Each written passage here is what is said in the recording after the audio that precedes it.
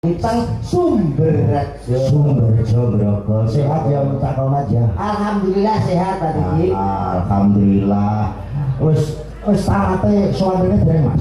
Dereng nggih. Lama iki ya, perdana iki ya Mas. Nggih, lempi niki. Alhamdulillah wis diantu-antu aku masyarakat kene. Pokoke wayangan wong iki sing diantu-antu mangko pelawake kudu Cak Komat. Kalau mau nggih pun di. Oh, dinane iki ya Mas, dinane iki saking napane sing diarep-arep diantu-antu niku nanggap calang niku pun 2 tahun yang kalih tahun riyen tahun 2004 niku pokoke kudu barane Cak Komat. Nggih Pak Samsul panjenengane Bapak Kepala Desa menika ngendika nek Mas Komat pokoke kudu Mas Komat masalah gandengane sapa wae oke. Asis. Lah menika alhamdulillah dalu menika saged sowan wonten ing Sumroh Rene Mas Beto Mas. Alhamdulillah. Dalu punika jan Ing dalu punika namung saged derek dituwa mugi-mugi napa ingkang dados kekarepanipun masyarakat sedaya Sumberjo mugi-mugi saged kalaksana. Amin. Amin. Menika wong donga mboten kulaan Ya. Plungsu-plungsu nderek udu kan nggih. Jenengan sehat to Pak nggih? Alhamdulillah sehat. Kula sehat. Yanto pirang-pirang dina iki berarti kan gak leren. Lah alhamdulillah. Lambul terus. Wong niku nek disyukuri insyaallah awak tetep sehat. Iki yo meneng iki. Kentenan ngono bina. Napa to? Lho, ngomong ya aku apa piye dijak kok iso Iku ora iso ngomong. bisa to tapi kan nggawa cangkem kok Oh, pengen ngomong. Pengen ngomong kok Pak Diki. Mene ngomongi meneng otomat pintenan. Kentenan. Ora nek kode. Dadi nek yo ana ki ngomong Kula menang. Nggih, ngoten lho Pak Diki.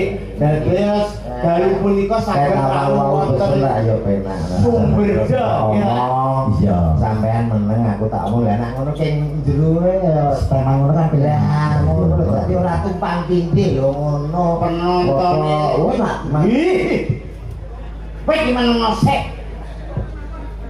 Mana? Wanyel. Kula dijak ngomong ngoten lho. Dados ngeten Pak Diki dalu punika suwanten Sumberjo dalam rangka sedekah bumi. Alhamdulillah. Nggih. Kula kalian jenengan terus kali Cak Komat Bering nika teng mriki saged sowan melu ndongake masyarakat Sumberjo. Nggih napa mboten? Cocok mulan to. Jangan ngelo. Nggih mriki nggih Pak nggih. Nggih matur nuwun pun dielingke pangapunten Kak. Awit napa to nggih mergo nggih kahanan ngaten nggih ngapunten nggih. Yon. Apa? Omong dhewe, wong aku ora dijak omong karo kono kok. Engko sithik omong. Aku jane wegah. Kenapa? Lah kabeh dongae dientek kok kono. Jare dalang kok mudin. Ya donga iki akeh to metku dibolehno donga sing apik-apik khusus masyarakat Sumberjo kene. Ora ngoten nggih Pak Didi. Parake ngono. Kula iki gumun kali Pak Didi. Napa? Bendina ben-bengi iki ndalang wayang. Engko esoke ngasto teng sekolahan ngajar lho. Iya. Kok yo gak ngantuk mboten kesel. Cahyane saya enom niku rahasiane napa Pak? Aku lho. Nggih. Ora apa. Kok sak omongi kabeh. Heeh. Rahasia aku ki mung siji. Napa niku?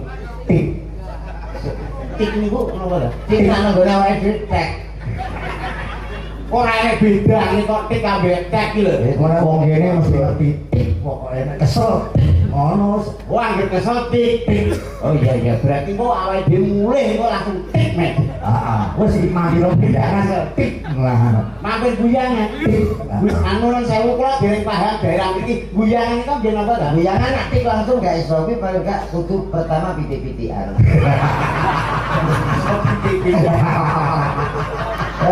Ngicok wek gerang kene.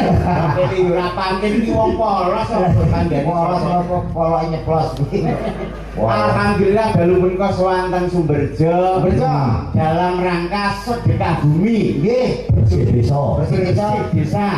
Iki sak desa do ngumpul dadi siji teng mriki nyatane nggih lanang wedok kumpul dados setunggal. Sumberjo hebat. Hebat luar biasa. Tepuk tangan untuk Sumberjo. Bali desane kaya homestay. Oh, iku lagi bali desa nih. Asik. Asik, ndi kipas angin ngono, Pak. kipas angin. Asik. Oh sing mriki asik. Yo. Lah sampean urung ngerti kok. Kenapa? Nek biasane Pak Lurah, nuwun pangapunten lho Pak Didi. Piye, Mas? Biasane Pak Lurah ning desa iki paling banter ya inventaris iki nganggo sepeda motor. Ah. Sepeda motor tapi nek Lurah Sumberjo ora iso numpak traktor ya lho Mas. Kae kok inventaris to. Mbuh aku ora ngerti. Iki ta Pak Lurah nggih. Oh, Pak Lurah Tadi Pak Sis tidak ngantor nitih kae traktor Iki kae. traktor. Oh. Biasa teng mriki saking makmure desa Sumberjo kene. Ning ora kebatut numpak traktor ya. Iya, sing apik-apik ya ngono lho ki Pak Lurah nggih rawuh. Nggih. Pak Dan Ramil dan saya nggih rawuh. Iki keluarga niki pamong sedaya sami lenggah wonten mriku. Nggih. Tamu undangan sebelah mriki, sing sebelah mriki khusus masyarakat Sumberjo. Nggih. Mula dalu punika nglumpuk dadi siji didongakno mugi Dungan apa sentek. Hah? Wis dungan apa? Dongane bersantai. Lho, Pak Didi ndongaknone kan ya mau nganggo ya awake dhewe seniman Mas. Seniman. Seniman yo nganggo apa ki ning aran pantun-pantun to. Oh iya. Pantun-pantun upamane aku sing ndongakno sik kok genten kowe ya kan. Tuku telo rasane legi, mugi-mugi tiang sak Sumberjo banyak rezeki Allahumma. Amin. Tuku telo dikelo semur, mugi-mugi Sumberjo panjang umur amin Allahumma. Ya apa? Dongakno piye to iki? Lu dungan apa nganggo pantun ini apa tuh? Lho jenenge seniman Ya seni ning yo donga-donga pantun-pantun aja dicampur aduk. iya biasa itu sombongmu ora kaprah. Lho iki tak sing salah tak lurusno. Nek kowe donga nganggo pantun, wah bahaya wi. Bahayane apa to? Ayo donga nganggo pantun yo salat maghrib bisa sampai subuh. Lho kok ngantek subuh? Lah nganggo pantun Upamane budal sekolah, tuku es krim, bismillahirrahmanirrahim. Tuku duku campur nanas, kul autu birobinas, ora barbar no ya ya. yo halah yo beda karo ibadah wong donga kuwi langsung kok ya. Dongakno piye? Pasang mul. Lah halah. Mugi-mugi sedaya penak. Yang ini ya. Ngono. Wong iki donga apa to sih? Ya sing api-api muga-muga. Udah wis pelek karo kene iki wis ketok akrab ngono lho. Lho, apa yo? Kowe iki piye to ndongakno ya kok kancane Pak Didi mau ndongakno ya apik. Terus sing cilik mau sinden cilik mau Yo, ndongakno ya apik-apik. Mbak sinten Mas? Sekar. Dik Sekar iki wis ndongakno apik-apik. Aku yo ndongakno apik. Kok kok mau ngono tok iki lho. Enten sindel-sindel ya. Ya ampun iki anyar. Mun disalah ta, Dek? Terek. Walah ora ganti. Lho, iki bocah ki arep apa to iki? Aku mlayu. Iki arep apa? Weh, Lha mau Pak Lurah dhewe yo nyetel lho. enten sing sinden alit ngeten iki. Heeh. Iki kira-kira gandine peneruse para ini regenerasi. Regenerasi. Ben sing nerusno uri-uri ya muru-muru kabudayan iki ya ngono kuwi. Ora kaya anakmu. Lho, anakku luar biasa jos lho anakku. Kok bae. Kok piye ta anakku njero ngaji kok padahal anakmu Kok ngaji kok ya. ngajine mung penganggur sore TPA sing cilik, sing gedhe iki saiki ning pondok Ya pesantren. kowe ora ngomongke anakmu nak ngaji kok. Lho, Padu karo kiai. kowe tumon. Oh iya, sawang iki baulet e. Perkara Anak ingkang iki Nggih. Anak perkarane Lah niku macane keliru terus dot dot dot dot. Dadi suwenge iki artiane dadot. Ora barbar. ini kita belajar ikro siji kok gak apa-apa. Sombe nek wis pondok pesantren kaya Mas iso. Ngene. Ampun, Mas. Nggih, sami-sami. tar kene kok lagi sangone Pak. Ah, nek kene. Wis penak dadi siji. Diparingi matur nuwun. Nah, bae ya. Salim. Yo ngono lho. Yo ngono ki lho, Mas. Piye? Wong urip iki nek iso awake dhewe dikai kaluwihan, Ya. tegese dikai rezeki luwe. Ya. Kuwi yo disedekahno. Sok sapa wong sing ngakeh-ngakehno sedekah, insyaallah ora lokak ning tambah kebak. Iya. Mau wis mbok kei kono mau 50.000. Pak Didi 150. Yo ngono ki kok kudu ngono kuwi, Mas. Iya. Ngomong jurung. Duitmu, Mas. Duitmu. Ini kok dompetku to? Iya.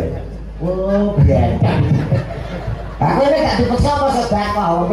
Kowe iki kanca pengkhianat jire. Bapakmu dimentik mekan ayo. Mbok yo sedekah, omong tok ora lokak tambah kebar atau sedekah. Sedekah nuwun sewu lho Pak Didi. Ah. Sak komet iki beda karo biasane. Kok iso? Nah iki konconan kula wah ngajine yo pinter mulai sedekah bendina anggere nek wong diwani duit biasa. Omah iki saiki. Ya ampun toh Pak, lagu-lagu sing terbaru Ah. gak pate iso. Iya. Campur sari dan riyen kan biasa. Ah. Saiki lagu-lagune religi. Religi. Khusus lah mengke ya Mek ya. Gai. Iso ngono wis tak lem ngono Pak. Iso. Oke, oke. Lah ya HP no bahasa iki. Nggih, Soal biyen berarti. alah, biyen iki lagune mesti gak tayub, ayo. terus campur sari, dangdut. Kau kan gak Grutu Kasmoro. Apa? Grutu Kasmoro. Budo. Sing Kasmoro iki Grutu. Lho, kuwi nggon apa to bentuk Kasmoro iki? Kowe nyanyi-nyanyi iki saya. Piye wi? Regina. Oh. Biasanya ning daerah kono, daerah mriko Ah. campur sari dangdut ning bengi iki tak gawe liyane. Iya. Kowe kudu iso nyanyi-nyanyi Campur sing sari ya? kok campur sari religi. Tambah saya religi. Religi bisa ya? Sa. Ya, iki lho. Grutu ngene. Roto maju. Ya. Roto nanan. Mati perono. Roto nanan. Roto nanan. Anu numpak kendara lho, Mek. Niki Kene ketok. lagu-lagu iki saya. Hmm. Saben malam Jumat Ahli kunci. Ahli kabur. Aduh. Oh, jarane pinter religi. Aku wis ngomong aku gak iso. Oh, sing tak kandhing. Kowe mokso. Ben sumber joki ngerti nek komen iki gak dijanji saiki ngono lho. Bocah ora Jawa. Saben nadane lho. Ya. Saben. Kan dhewe nyok. Iya kayak Mbok terus nek Lah kowe nyuk-nyuk. oh iya. Saben malam Jumat. Aku. Ijo kowe terus nyawuri. Lah iki piye? Saben malam Jumat. Ahli kubur mulai neng omah. Iki contone, Pak. Ah. Contone iso dak? Saben malam Jumat. Ahli kubur mulai neng omah. Malah malah kurang kanu iki, Mas. Ben enek penekanan, kudu enek gerakan. Oh iya. Saben malam Jumat ahli kubur mulai neng omah. Aku ora gerak wae isi. Kuwi lagu ki nek ora enek penekanan ki. Gerak wong gak ra di sini angel. Yo nyanyi ngono kudu enek penekanan. Iya iya sing ditekan ya aku iki. Sing ditekan liya lagune kuwi kok saben malam Jumat mundur. Kowe gak contoh kok saben malam Jumat mundur ahli kubur mulai neng omah. Nyapa kuwi? Lho, kira kompor. Bingung bobokmu. Ngono kowe mbok takoni. Lah kuwi ora ro, Mas. Ngene ben ketok pantes yo religinan. Hmm. Ben kaya wong Arab tak gaekno ki kacamata. Aku tak latihan ya, Mas. Iya ya latihan ning kono. Saben ahli. Aduh. Aku cuma senene ya Mas latihan. Latihan kleru. Oh, mbok peksa. Nek ora iso takono Pak Didi. Kok ora ngono apa dulu? Malah Jawa. Jadi Pak Didi. Pak Didi. Iki ngene kira ngani kon lho selawatan pisan aku ngrungokno duyu. Kok diguyune apa? Bapakku ibu prasakti. Wah, Iki apa ta? pendekar kok. Oh, kowe ora ngerti Pak Didi ning daerah mriku. Teng lingkungane masjid kono. Kok Pak Didi kuwi ora iso jamaah. Tanggapane iki wong kono gaene sing jamaah. Kadung budal masjid mesti mulih. Lho, apa iman to Pak Didi? Apa sing ngomong? Lho. Kunci masjid sing nggawa Pak Didi. Wah. Tak kei anu. Di, kene. Ben ketok bagus kaya wong Arab. Kok nyanyi ngono iku nganggo ngene. Ben kaya anu to, vokal-vokal. Kuwi lho, wes dene kan mesti kalah ganteng karo aku. Ora. Iki kudune nganggo iki ben irunge ketok mangkok. Ora aku masak ngene asline wis mikir. Iya ora bangir irunge. Aku ora nganggo blangkon ki ndasku malah dondo. Piye? Oh. Enake yo kuwi liyane diubah kok. Nah, kene ben ketok kaya Pak Yai. Piye nek? Aku kurang manut piye karo kowe. Angger gelem manut, jenenge vokal wong loro kok kowe yo nganggo kopiah, aku yo nganggo kopiah. Aduh pirono. Kowe bakulengno to nek ngono. Bakulengno. Pirono. Ayo mari. Iki ora ya arek arek begendho. Apik ta wong loro? Aku apik itu. Ya apik no. Wong e padha ae padha. Iya. Sabar. Aku semangat kok seneni. Semangat lho iramane iku. Saben malam Jumat ahlian pentak warga. Dari karo penekanan. Ya penekanan iki sing alus banget Saben malam Jumat hari kubur mulai neng omah. Padang tuh. Tahe ayo. Saben malam Jumat hari kubur mulai neng omah. Aku jaluk kami tuwa. Sing penak sing kedua lho. Saben malam Jumat hari kubur mulai neng omah kanggo njaluk donga. Tunggu jaluk kami tuwa. Kanggo njaluk donga wacan Quran najan sak kalimah. Sang ngono lho. Wiyane ngono kuwi kok kanggo njaluk donga Wacan Quran ajan sak kalimah.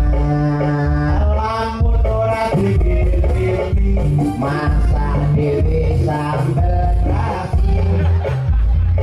Barang kirim mah. Ya kirim ya kreatif kok mana kok masak dhewe. panganan iki kaki mau. Lah aku takon. Masa ora dikirimi ayo. Kuwi donga ya mek wong mati ora butuh panganan, butuhe donga nggih mboten Pak Didi. Mbok.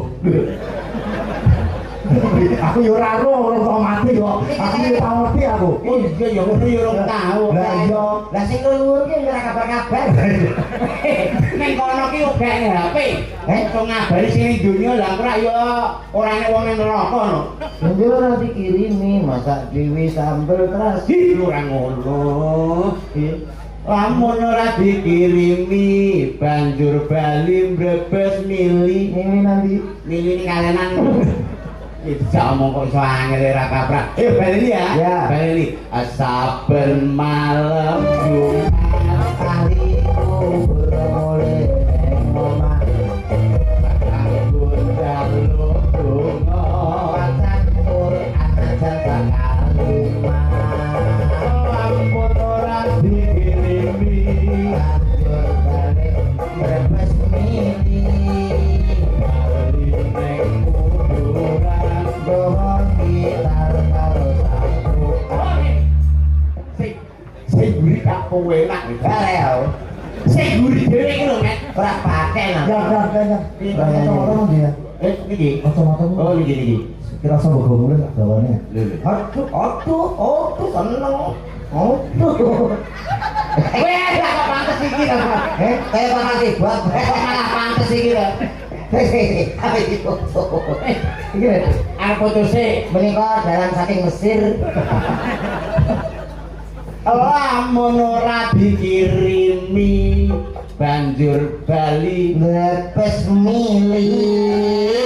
bali ning kuburan. Oh alah. Oh alah. Wis angel bisa omong wis angel iki. Angel. Nyanyi kuwi lagu-lagu Arab.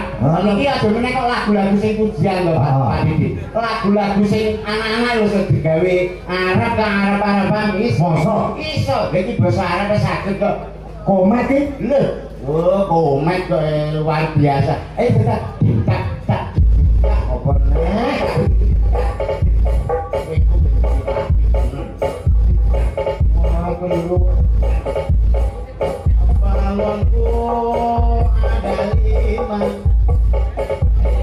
ngendi?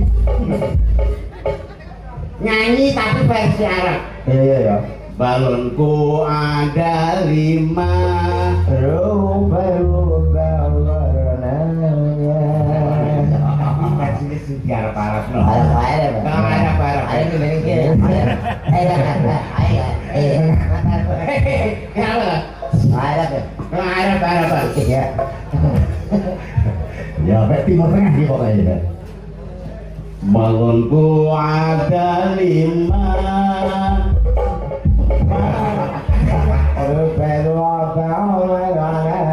Kurang Arab kok ya. Kurang Arab nih. Apa lah?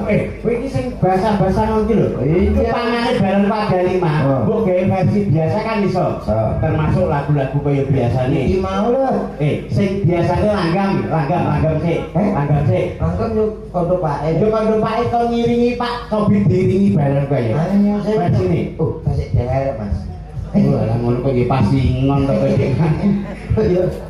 Kowe ra sida nyanyi, kok pokoke nyanyi sidane kok nek pun batu dahar. Ya, iki lho MC nganggo ngene iki ra enak lho. Sekali-kali. Sekali-kali nggih. Aku MC nganggo kopiah abang. Wong iso kok nganggo kopiah. Lah aku tidak sesuai dengan apa ki hobiku to, Mas. Hobiku ki padha karo Pak Lurah ini. Apa? Mancing lho. Mancing biasa karo Pak Lurah, mancing ning danau, ning waduk, Ya, Mas Didi. Pun biasa. Aku yo mancing kok biru. Diperbaiki. Lho, gayamu perbaiki itu adalah hobi lho, Mas. Hobi kok mancing. Lho, lah senenganmu. Mancing itu kegiatan nggak bisa maju.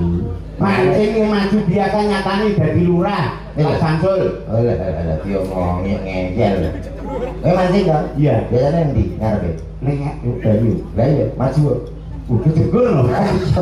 Iso meneh wong kene kanca-kancaku mancingin jegur kabeh. Oh nyoba. Oh, iya. Lah iki iso dadi sak benik iki. Masa becak benih ki apane? Sowo dino iki ngukur. Ayo piye Tak dene apa lagi mang maghrib ki mang lho. saya iki tasik Pak Bedahan lho Pak. Ya kan sik. Dene sik no, iki nasik. Arang ting-ting kan. Wayane aja lima. Rupa-rupa marahnya Ika kuning Belaku Minta muda dan biru Balonku Balon hijau Non Iki mang. Oh, ini Pak Dore kok mau dol. Ya rapi dong Kalau Aku berat. dong Kalau aku berat. Iki kene mati karo nunggu ki kanca-kanca. Spesial untuk Sumberjo. Ah. Kali ini ada beberapa artis yang sudah dijajarkan di sini. Ini tentunya untuk kita rahabi semua. Rahab iki mau panganan mau piye. Terus dicipi suarane satu persatu. No. Tasik seserangkan Cakyo Nuswanto. Lalu punika saged suwanteng mriki alhamdulillah nang Mas. Iki nak sampai apa Sumberjo ra nekake awake dhewe. Iya, rugi. Sumberjo iki Ora nekane awake dhewe. rugi. Upama ora nekano Pak Didi yo rugi, sarombongan awake dhewe iki yo rugi. Oh enggak. Betul. Sing rugi ya. Sing rugi. Oh, alah, kayak duwe kuwi ta. Merongos nang omah. Padahal tak kira to rugi iki terus enek pralopo ngono. Nah, matur nuwun kalian Bapak Samsul Aziz, menika Bapak Kades ugi Bapak Panitia. Menika Pak Tri Sucipto. Dan punika pun nimbali kula sak kanca kalian kanca-kanca Cahyo Nuswantara. Iki nyuwate terno-terno ya iki opo? Terus apa ta? Dia ora diomong belas. Sik to. Kalau omong ini wongnya ya seneng ngono lho, Dik. Lho. Ya, terima kasih kepada Mak Yul. Lho, sapa kuwi? Sing gawe kopimu Mak Yul. Apa lho? Iki lho makane. Oh iya. Oh no. Terus, matur terima nuwun. kasih. Mugi-mugi laris Mbah Samini. Cuk lari. Rasa mini sapa neh? Syukur pijet. Enten lho sing cerewet. Sing cerewet Sapa yang cerewet? Bu Mansur. Oh, iya njaluk foto. Oh, sing foto kon iki mang. Foto. Nganggerane aku jejerne. Tapi kan gemati. Sing siji mau Apa? bolak-balik kon hapus perkara posisiku. Posisimu piye lah? Aku kan kerja di ngene posisine. Jadi ini kok ini kenapa teman ini? Jadi njaluk foto pas ngemi. Aku yang mana mas? Nggak mulai dari lirik kau yang Anaknya mau gak foto nangis lho, kok dia ngejal pandang ngejal foto. Kuwi Bu Mansur ini ada tau cerewet kaya ngopo.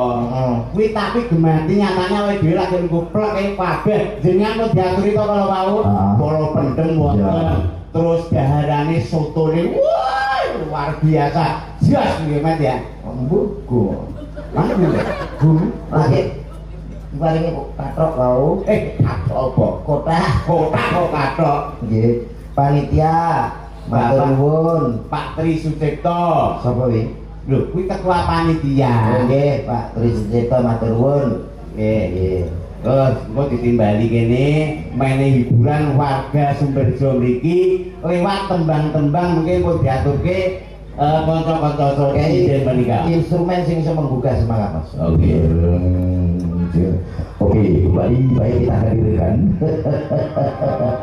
spesial malam yang sangat luar biasa. Malam tasyakuran bersih desa Sumberjo. Ada Kakek tau buyumu. Kakek. Kuwi sithik ae. baik saudaraku, malam yang sangat luar biasa. Salam rindu tak akan layu, salam sayang tak akan hilang. Wah. Katane mangan kowe coba hahi kabeh lho Pak. Yo ora sithik nemen. Ada salah satu artis kondanya Jawa Timur Indonesia tuh, spesial untuk Sumberjo. Kita panggilkan sama-sama. Ada Sinten, Pak?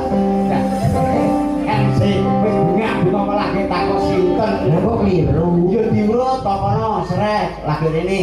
Wah, tak terus langsung, yo ada Dian. Macam Mas saya meteng. Ora enes sinten kok meteng iki dhuwur iki. Tanya yang butuh duit tak ya. Sinten, Pak? Rere nih, Rene. Ada, wey. Halo. Raro ya halo yo. Ala dia artinya selamat makan. Goblok I love you, we like you. Wong bolong ini kuwi. Ada, Rere. Mas, sobat Mas. Nah, nanti tak tahu. Apa lagi dia?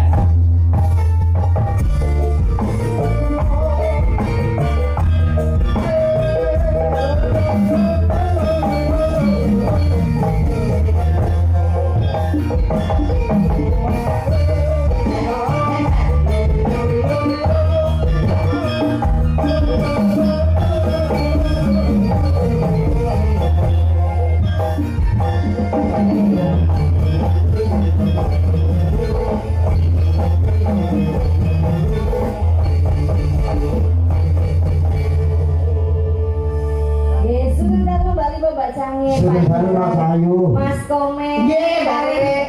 Mas sinten iki? Mas Yoyo. Ya iya apa? Mas Ayang. Yono. Oh, Mas. Yono. Semangat Mbak Rere ya. Semangat. Tentunya luar biasa untuk Sumberjo. Kali ini ada satu permintaan Apa? dari para panitia tadi. Dewa apa Bu Mbak Orang jaluk kok. Orang jaluk kok. Ben jalur cacah iki njaluk sambal tumpang kabeh. Sambal tumpang iki maksudnya daerah iki lho. Tumpangi kentol mau gak ya? Sambal tumpang iki sambal Nyuwun tumpang apa Mas Komen? Nyuwun apa? Wah, kata itu wonten jarah. Katresnan sejati wonten. Wonten. Bintang asmara wonten. Nggih. Ning niki nyumanggake merdeka mawon. Merdeka. Nggih. Pun merdeka, Mas. Kuwi lagu apa Pun iki lho? Fatimah, Mas. Niki lho diaturi Pak Didi. Saking Mak Fatonah, ngersake lumiting asmara. Lumiting asmara. Nggih, Mak Fatonah, babul kembang. Mak Fatonah. Sing. Pasar iki Mak tablet batunah. Kuwi apa kelakuan Apa pamundurane? lumiting Lumiting Oh, asmara. nggih. Sugeng dalu kagem Mak Fatonah nggih. Nika ingkang enggah wonten wingking. Oh enggak toh, mriki kita Pak Dalang. Terus tahu. Oh, tidak sedang Tidak nggih. Dipun sakesaken Mak Fatonah. Yo kembang ora? Lho, Hah? Sing nyanding pager kan lo Mas. Lah yo nggo kembang berarti bakul kembang. Kok bakul kembang ini awan. Oh iya ini kok bakul kembang ini. Iya. Yo, lu ngiting asmara dibilang ya toh. Barang-barang saya Nuswantara.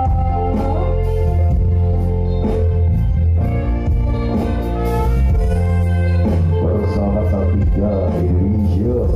Bersama